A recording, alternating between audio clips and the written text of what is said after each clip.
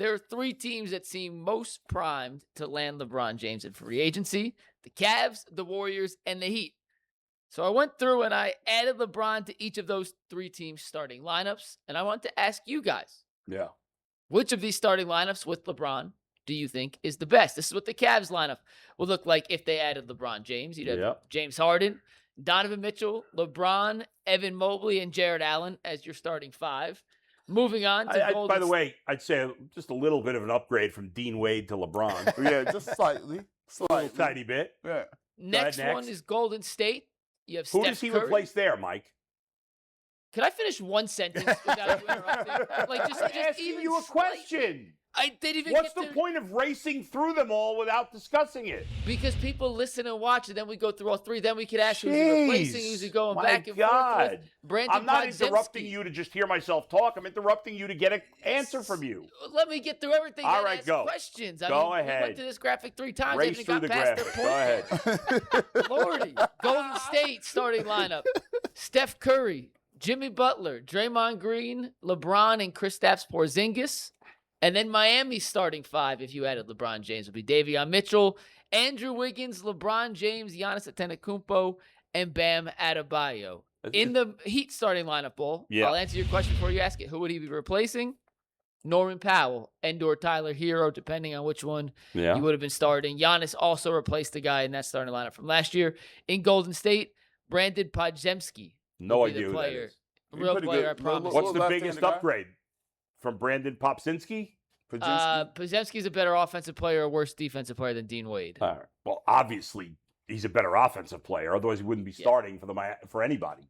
So, of those three, which starting lineup do you think is the best if you added LeBron James? I think it's the Cavs.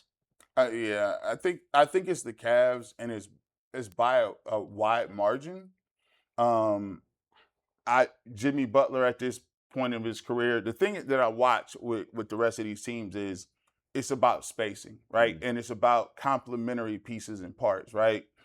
Draymond Green's not an offensive guy. Kristaps Porzingis, he's injured all the time. Steph is injured. Jimmy Butler, I ain't seen him play in a long time. Like LeBron, 4 Hall of Famers though, but he had LeBron in that lineup still has to contribute heavy offensive scoring ability. Like he has to score. He has to be 24 LeBron, 25 LeBron in that lineup because they got guys that don't really score. You go look at the Heat. You look at Giannis. And you look at Bam. I'm not convinced that they have enough spacing. Davion Mitchell, I like him. He's a nice guy. Andrew Wiggins is. Isn't it funny that he would end up playing with Andrew Wiggins? With Wiggins, finally, right? Yeah. But with this, I don't think they have enough spacing. With the Cavs, you take a look at what they have with Donovan Mitchell. He's an elite scorer in the fourth quarter. He's giving you 30. And nights, Donovan can still give you those points if you need him. You take a look at, and the reason I like it the most is Evan Mobley and Jarrett Allen. I think if you do have LeBron James, I actually think that you can play both of those guys at the same time.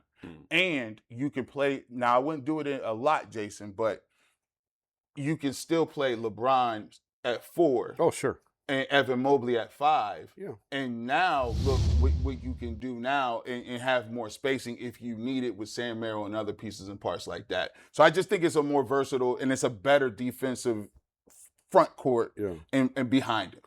Yeah, I think it's the Cavs. I don't think it's quite as big of a landslide as I think you think, Adam, because I like Miami's. Yeah. Golden State's just old. I mean, that's tremendous name recognition. Yeah, right. But if in 2016, that'd have been the greatest lineup of all time. All time. Ever, yeah. All time. But, I mean, we're a long ways from Even this, Porzingis is pretty good when he's healthy. Exactly. So, no, I throw the Warriors out. If he's going to Golden State, he's just going there, like I said, to play. Just play and have just fun. to play with Steph and have fun.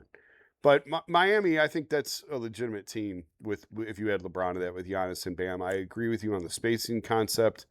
I do think it'll be a little tough. So I think the Cavs by far. I shouldn't say by far because I just said it's not.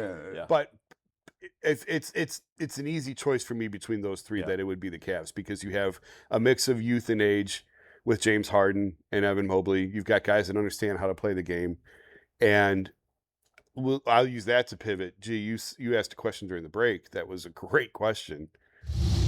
Which team which team is better that LeBron would walk into? Yeah. 2014 or this one? Yeah. And the answer is this one. This team is far better. Even though I would argue, and I'm thinking you guys will agree, but I don't know for sure, that at that Kyrie individually better than any player right now on this team.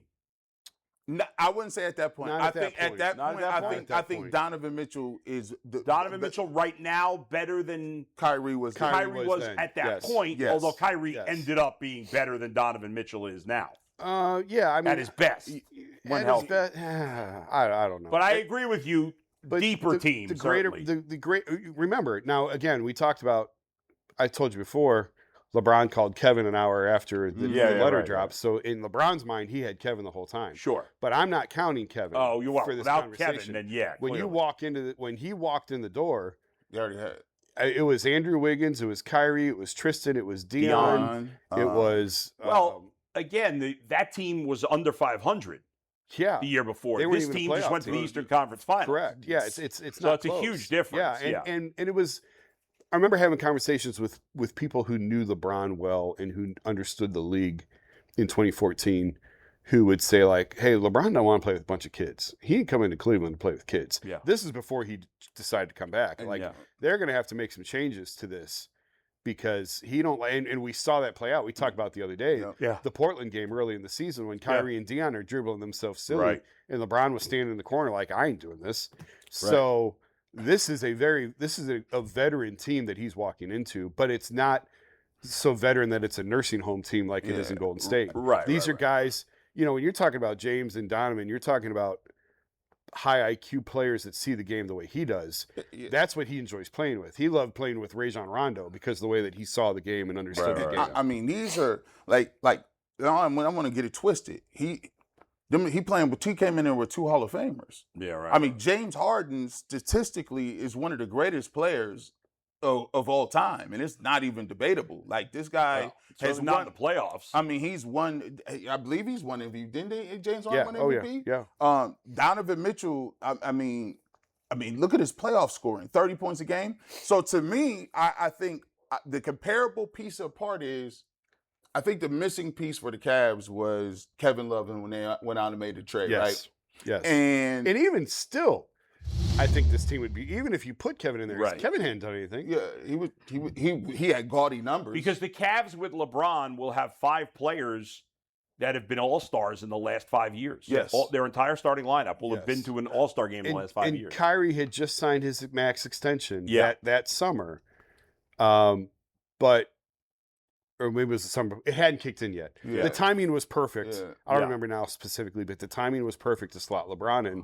But Kyrie had signed his max, but he wasn't quite evolved into the player that he became. And Evan Mobley, I take a look at it like, I mean, Evan Mobley to me is the kind of like Kevin Love because like you just like there's something more here. Yeah. And the scary part is the thing with this McNuggets is what happens if like now this is a long shot.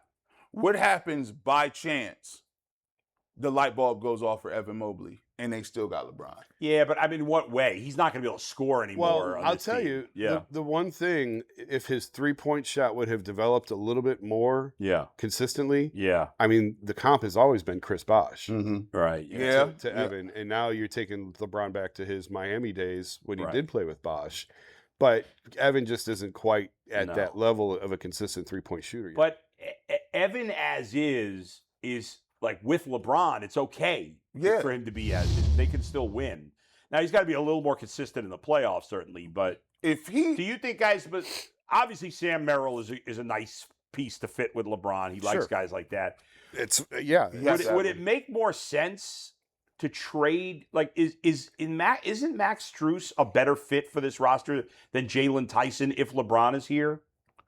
Yes, Look at me. You're impressed by that, Mike, aren't you? But you're not trading Jalen because he's a young player. LeBron, this is a 1-year, 2-year thing with LeBron. It's a cost-controlled thing, too. Right. Tyson, but how does he his fit in? is. Like between LeBron and Harden here. Well, here's the thing. Like there's some days. With all due respect, real quick, with all due respect to Jalen Tyson, that's my guy. Yeah.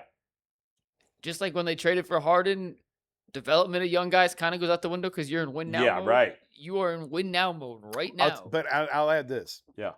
It may hurt him a little bit for his on-court fit and performance. Mentally. Oh, what you get Yeah, that's true. playing That's with true. him for a year? Yeah. But Mike, before you said they might have to trade Strus, wouldn't you try to couldn't you I would try could to you get PJ Washington with Dennis Schroeder and some draft picks, or is that crazy? The beauty of Strus and his values is an expiring contract. So it's not just Strus the player, but it's also the contract. But I just feel like he'd be a good player to play with LeBron. I like. Look, this may be just me. I like Max Strus. I like his attitude. I thought he played very well in the playoffs. I thought he hit big shots. I thought there were times when nobody else was willing to take them shots. He was hitting them. And I think he's a floor spacer. Like, if you got LeBron, he had James Jones. He said, well, go get me Kyle Korver. Go get me Channing Frye. Kevin, we want you shooting. You post up, but we want Kev shooting 5-6 threes. Yeah. So, like, spacing is going to be key. And I don't know about this. Like, I feel like James Harden will be more of a facilitator, where he might not even be shooting that much next year. Well, the issue with Harden and Mitchell, and more Harden than Mitchell, is they just have never played off ball as much as you would when LeBron's here. And that's something they'd have to all adjust to. And on that, I'm hoping this is going to work. Hopefully the shot's going to work here. But Rich Paul and Max Kellerman do the Game Over podcast. If you haven't listened, check it out. It's actually a really entertaining podcast. Rich Paul and Max Kellerman? Yeah, it's a good podcast. I didn't know that. They dropped an episode this morning. Okay. They're doing an episode about every other day right now. Oh, wow. It's wild that Rich is doing a podcast as an agent. As this is happening. Yeah. But today they went over LeBron's fit on all they went over 10 teams. It's wild that Rich has... Holy moly! The light behind you just went out. That just scared the crap out of me. The middle one went out a couple weeks ago. That one just went out. That was scary. Both. You're darker now, but it's okay. Oh it's my okay. God. Let's see if this listens. This is Rich Paul going over the pros and cons of the Cavs roster in terms of possibly adding LeBron James. And keep our fingers crossed this works. Mitchell, Harden, Mobley, Allen. You know what was nuts? When I was hearing, when they looked like they were in on Jaylen Brown, and they were talking about, like Evan Mobley would have to be in that deal. I was like, wait, why would they give up? You want Evan Mobley if you're... They wasn't giving up Evan Mobley. Right, you had to worry about that. But here's it again. LeBron fits perfectly on that team. Okay. Perfectly. Well, what this is why I'm asking you. And we'll get to the end. Dan and Grant, which is the Gilberts, plus Kobe. He was there when LeBron won there. Big X factor. Let me talk to you about Brandon Weems. Brandon Weems is basically LeBron's brother. I don't know if you knew that. Now, he worked his own way. Nobody gave him anything. He's earned to be in the front office of the Cavs.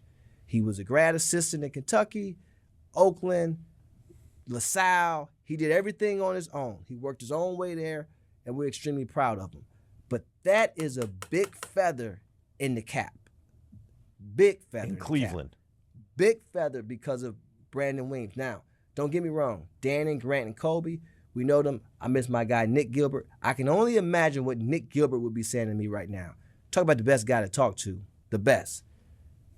Now, the negative is, and this is no offense to Harden, no Garland. Because he loves Garland like he loves Maxey. Interesting. That was fascinating. You got the agent of LeBron James with a whiteboard and a pointer. What the pointer talk about? That's his brother, really. And I so this thing. By the way, they did it for 10 teams. They went over the fit and how LeBron fits, who he likes, who he doesn't like, for 10 different teams. I need him to be my agent. Podcast. Here's how G. Bush fit was on your he show. positive about all of them, or was the Cavs one more positive? He said had the Knicks not won, he'd have gone to New York. Yeah, he can't go to the Knicks. But he said had the Knicks not won, yeah, there would be no more discussion. Oh, he would have definitely gone? He would be in New York. Yes. That's what he said. Right, but he can't go now. I mean, no, probably not. He's not going to. That's crazy. He said Brunson would have to call him personally and say it's okay to come. I'm glad the Knicks won. Remember, we had a question like that. Yeah. We talked about it. Does it matter if these other teams that he potentially is going to go to, if they win, he wants a contender, but you don't want to be on the coattails. Right. Like, you can't get that off. No. But I think, listen, that was, I'm a marketing guy. Beyond interesting. That was genius marketing. It's, I don't know if I should say this. I mean, after seeing that, I'm like, he's coming back, 100%. Well, you got to listen to talk about the other teams, too. It's a genius Was marketing. he as glowing? Probably. He was incredibly glowing about Philadelphia. Okay. Now you're killing my buzz, Mike. Nah, but it's the marketing. The fact that Rich Paul is doing this just adds another layer to this whole saga. It is. Jason, I mean, I'm asking you seriously. You know Rich a little bit.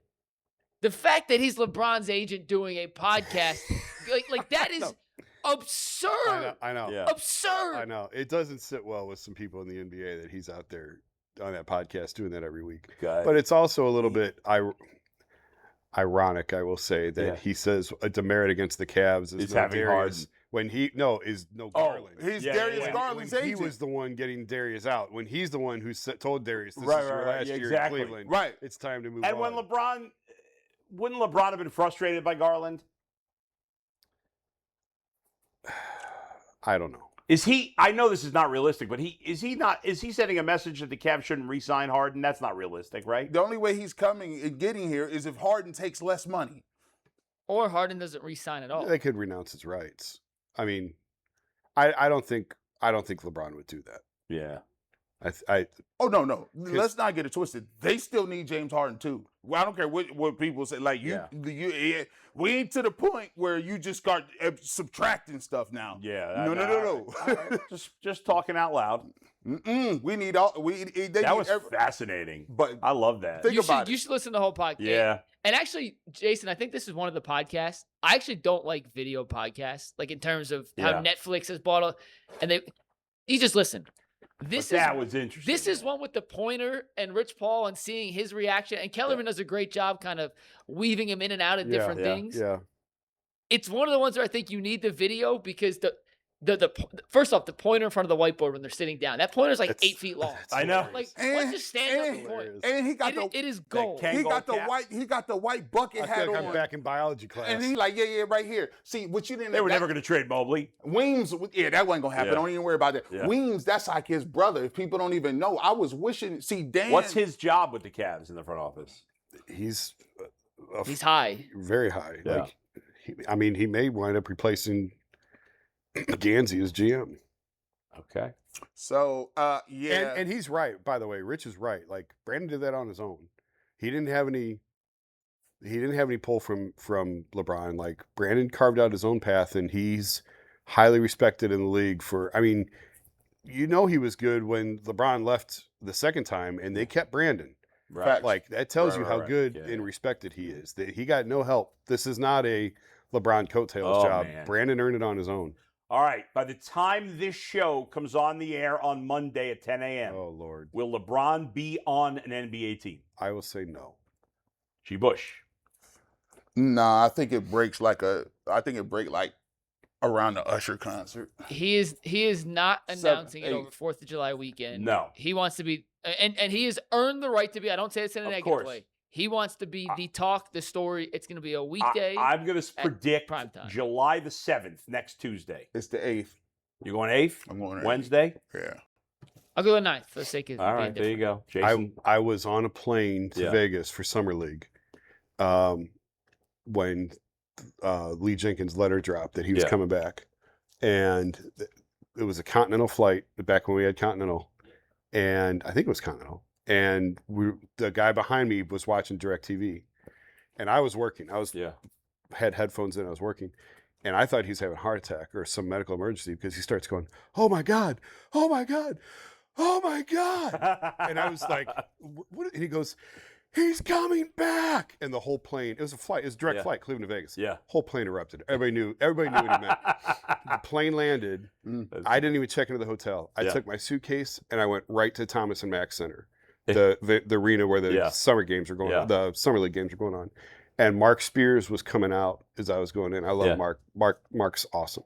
And Mark kind of threw his arm around me and he said, "Hold on tight. Your career's about to take off." Yeah. And he was 1,000,000% right. He was. He was on the money there. Yep. Mhm. Certainly did.